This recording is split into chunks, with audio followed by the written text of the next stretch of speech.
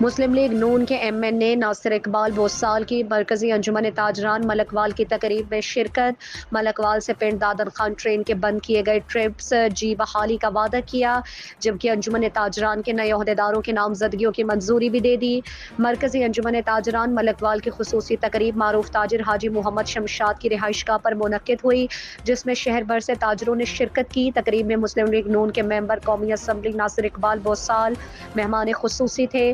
اس موقع پر تاجروں نے ملکوال شہر مختلف مسائل بتائے۔ اس موقع پر تاجروں سے خطاب کرتے ہوئے ناصر اقبال بوسال نے کہا کہ ملکوال سے پنڈ دادن خان جانے والی شٹل ٹرین کے بند کیے گئے ٹرپس کو دوبارہ بحال کرانے کے لیے وزیر ریلوے خواجہ سعد رفیق سے بات کروں گا۔ انہوں نے تاجروں کے مطالبے پر یقین دہانی کرائی کہ درمیانی بازار کی دکانوں کی رجسٹریشن کے مسئلے کو بھی محکمہ ریونیو سے جلد حل کروائیں گے۔